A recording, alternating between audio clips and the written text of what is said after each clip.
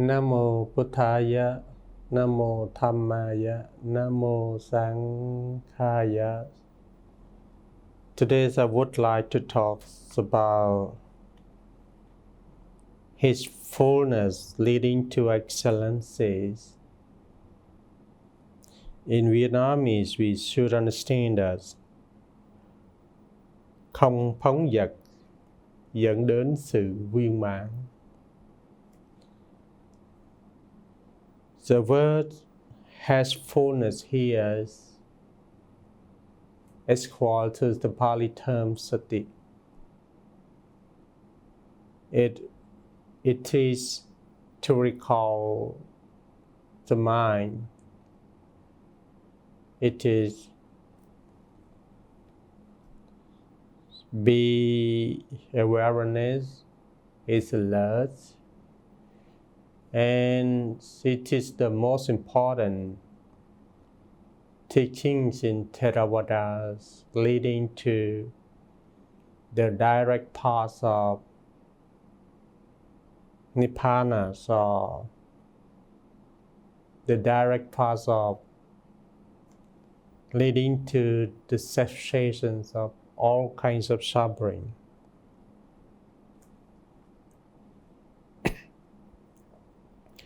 In a concise and meaningful topic title, here we can link to the Buddha teachings that the Dhammapadas were number 29. The Buddha said, Apamato pamatesu sotesu pahuchakaro apalasangva sikhasu hitavayati sumetasu. It means heedful among the heedless, watchful among the sleeping. The wise man outstrips the foolish man, as a ray horse outstrips an old horse. Key words: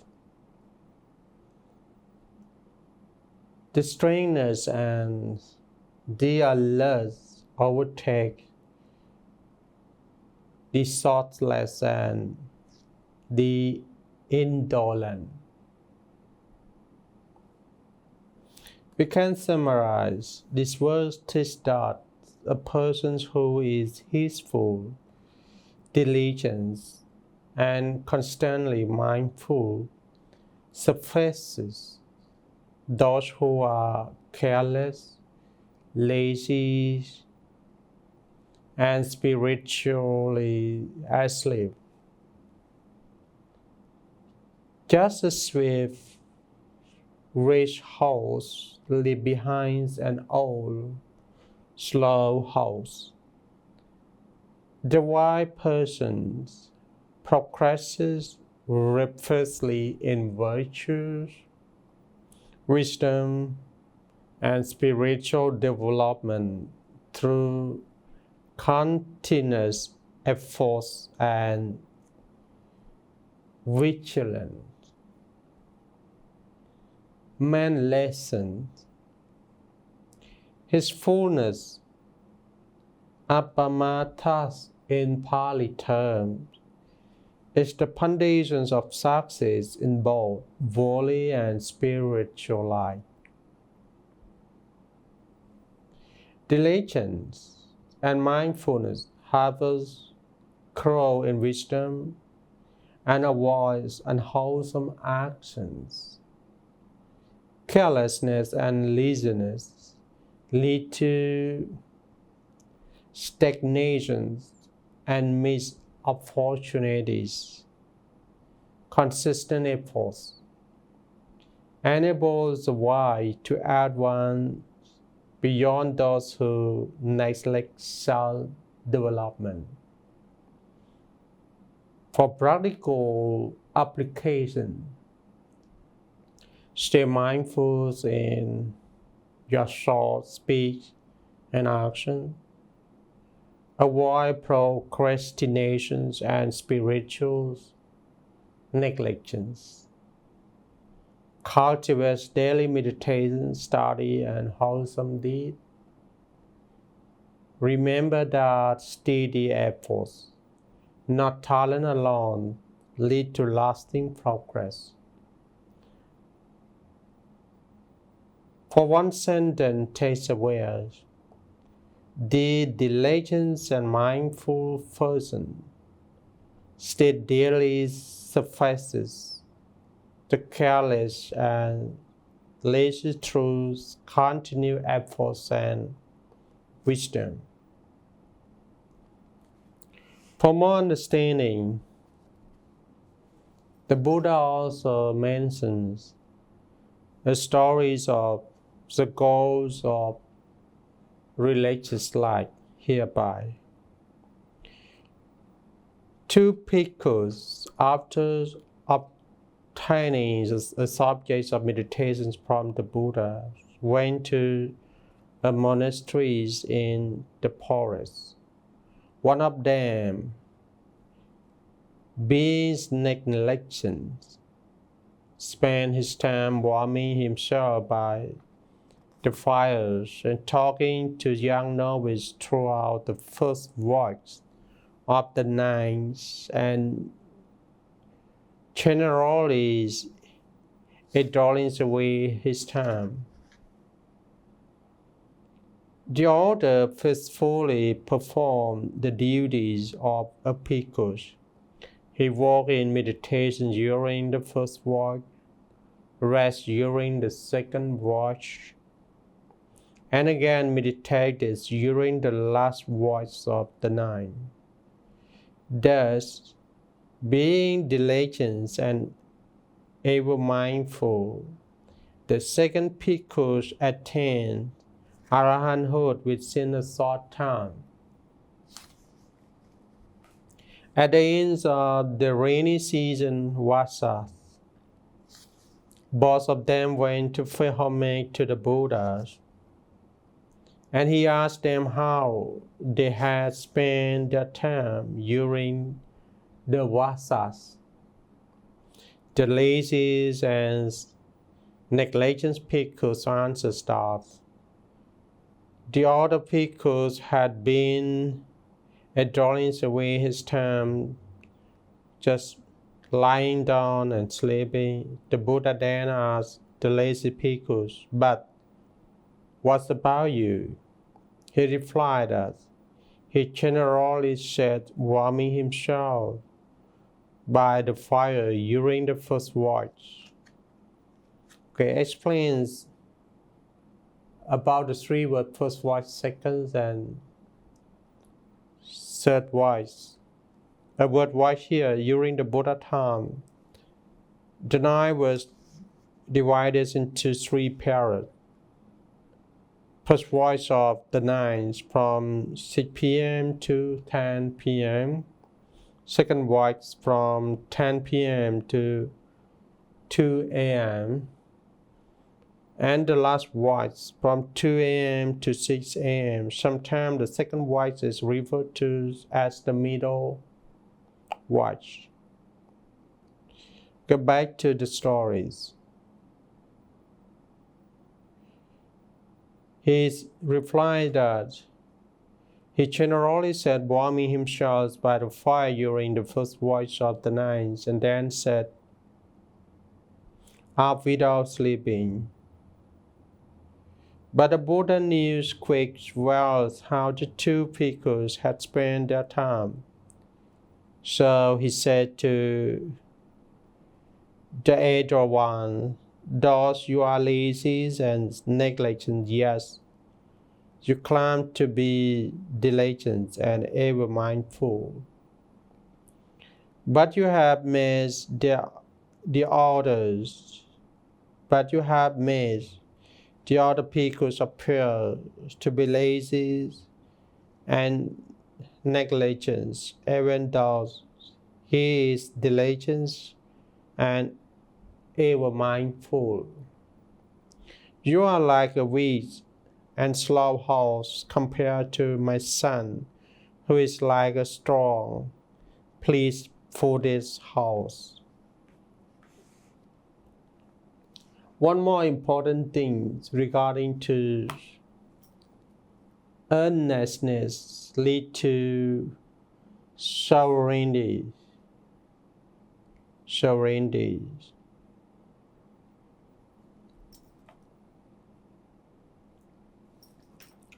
The Buddha says in the Dhammapada, verse number 30,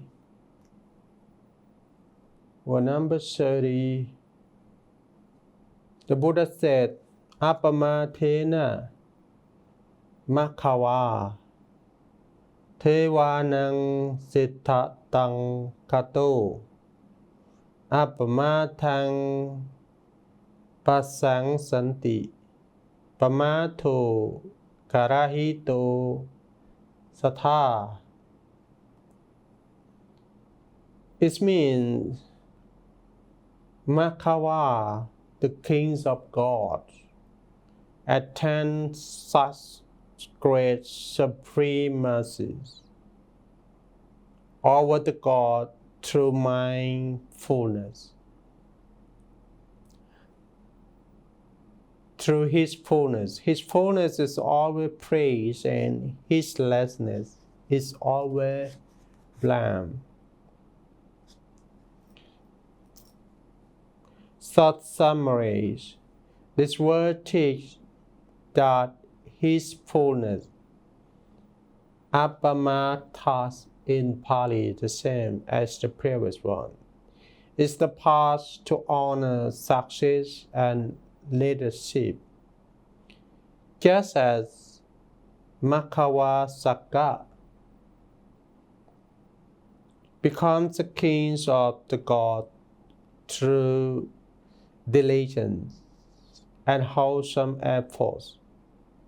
Anyone who lives mindfully and earnestly earns respect and true greatness. His fullness is always praised, while carelessness is always condemned. Main lesson here: His fullness leads to success, honor, and spiritual progress. Diligence and mindfulness are always worthy of praise. Carelessness leads to failure and is always blamed.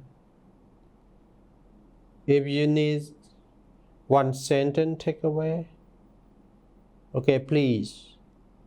Earnestness and His fullness lead to greatness, while carelessness lead to decline.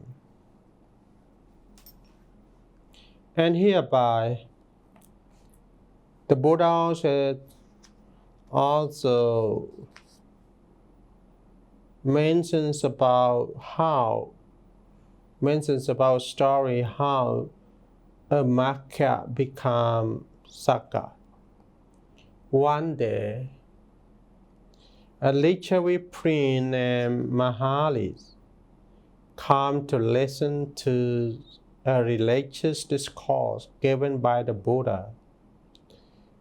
The discourse given was Sakya Panha Sutta. The Buddha spoke of Sakya vividly in glowing terms. So Mahalis thought that the Buddha must have personally met Sakya. To confirm this, he asked the Buddha, who replied, Mahali, I do know Sakya. I also know what had made him a Sakya. He then told Mahalida Sakya, kings of the Teva, was of Machalas, the youth Makas, and his 32 companions has undertaken many solid useful tasks, such as building road and rest house. Sakya took it upon himself also to observe 7 obligations. The 7 obligations were that throughout his life. The first one, he would support his parents. Number 2, he would respect the elders. Number 3, he would be gentle of speech. Number 4, he would avoid backbiting. Number 5, he would not be avaricious, but would be generous. Number 6, he would speak the truth. And 7, he would restrain himself from losing his temper. It was become of these enormous good deeds and right conduct in that existence that Marcus was reborn as Sakya, king of Tevas. Sakyas is the word Sakyas. Sakyas is a name. It's a name called for the kings of Tevas, or for the kings of all deities. Sakyas is synonymous with Maka, means Sakya, and Maka is the same person but difference in the name calling. Sakya is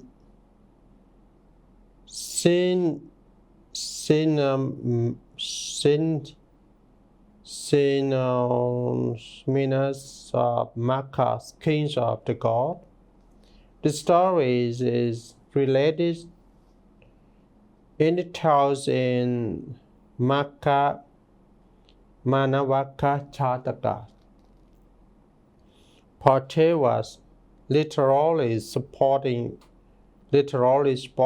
or shining one, as a class of being with subtle physical body, invisible to the naked eye. They live in celestial plane. They are also earthborn deities. And I would also want to finish the next 2 verse in the Dharma Patas in the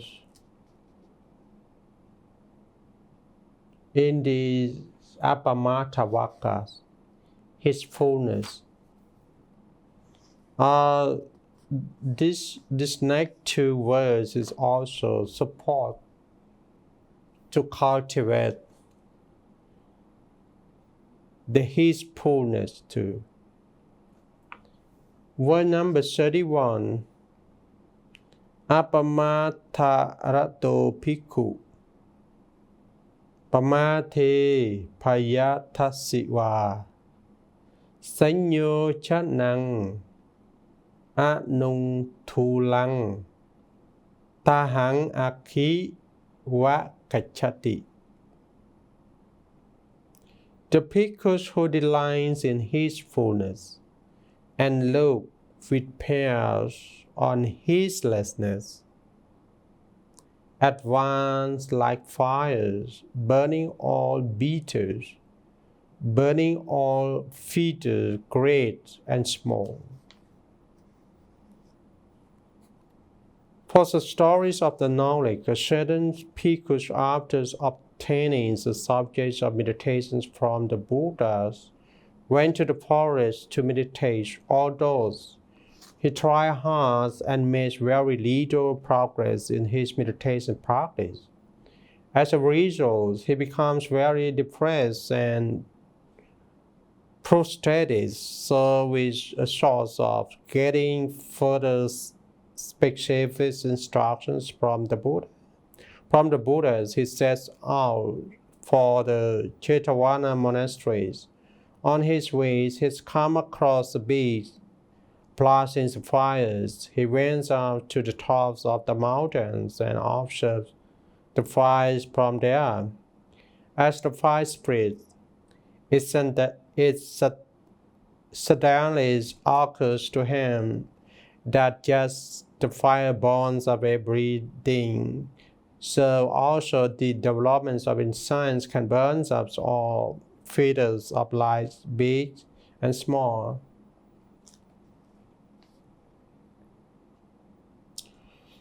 Meanwhile, the Buddha was aware of what the bhikkhus was thinking, so he transmitted his radiance and affairs to the bhikkhus and spoke to him. "My son," he said, "you are on the right lines of thought.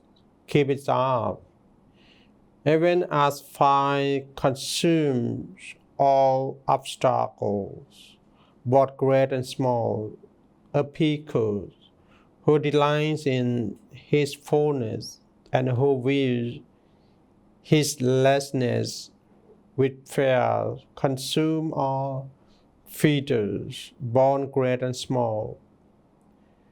Reflecting mindfulness on the admonitions given, the bhikkhus later attain arahanthood.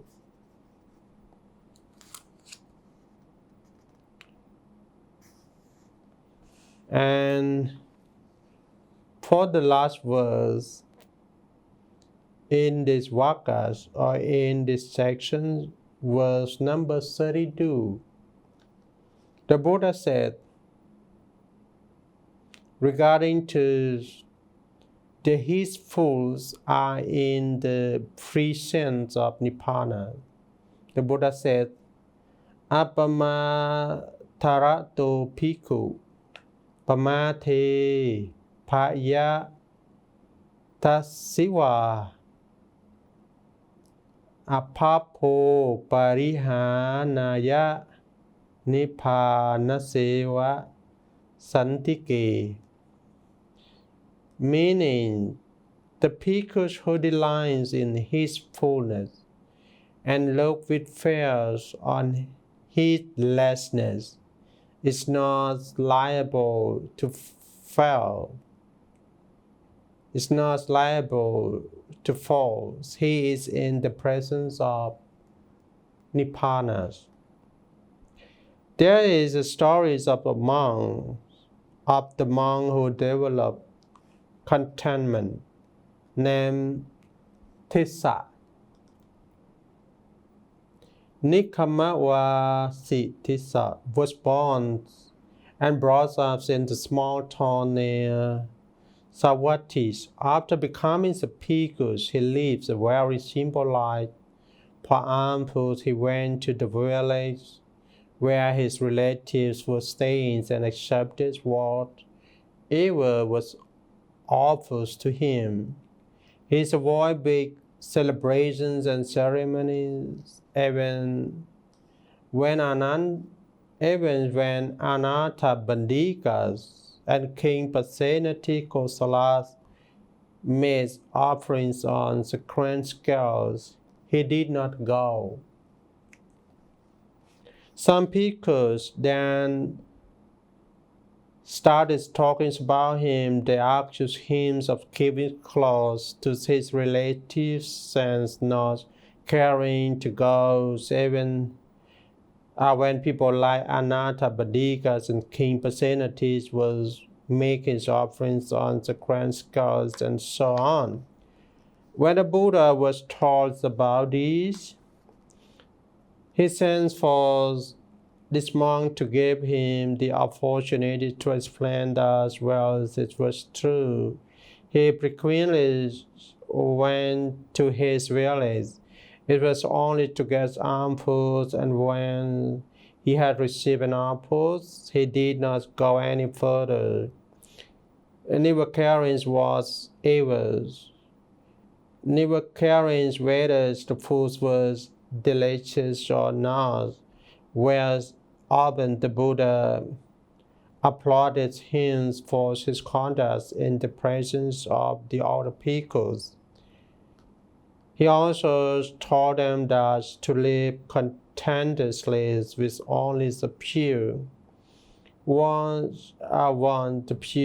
pure ones is in conformity with the teachings of the Buddhas and the Noble Ones, and that's all bhikkhus should in this his life teaches us.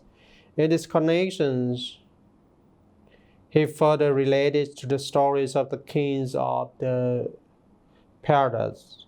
One often understands the kings of the paradise lives in the crowds of fig trees on the banks of the Ganges rivers, with the last members of his followers.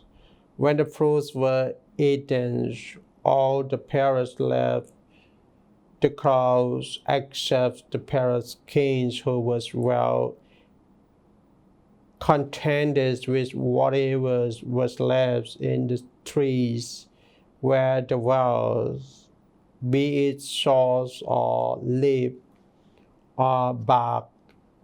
Sakya, knowing this and wanting to test the virtues of the paradise kings, the withers of the trees by his supernormal powers, then assuming the form of geese, Sakya and his queen come to where the paradise king was and asked him why he did not leave the all-withered trees that have stopped bearing fruit plentifully. The paradise king replies, because of feelings of gratitude towards the trees, I did not leave, and so long as I can get just enough food to sustain myself, I shall not forsake it.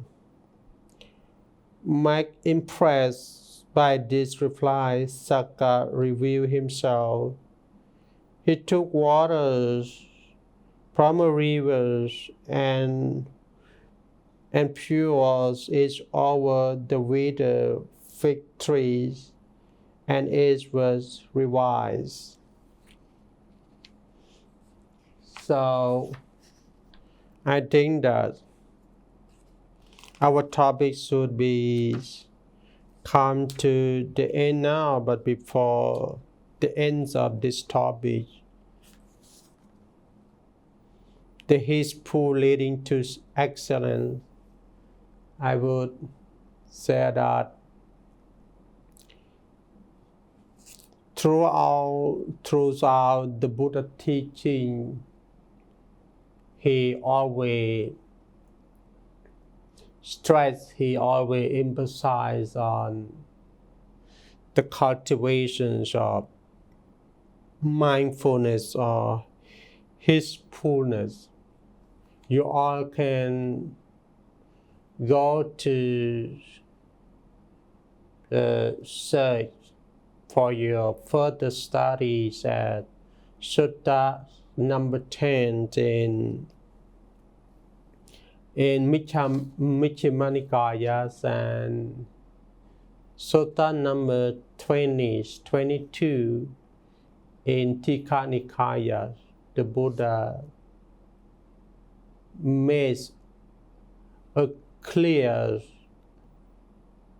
explanations on the four foundations of mindfulness. Also, the Buddha also makes clear on how to live contemplations on the body, feelings, minds, and the mental objects. Yeah.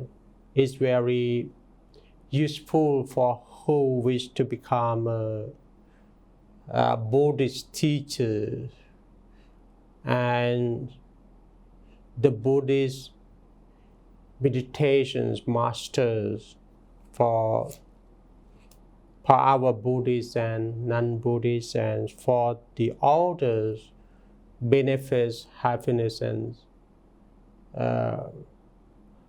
so prosperities. Okay, thank you for your listening. Namo Buddhaya.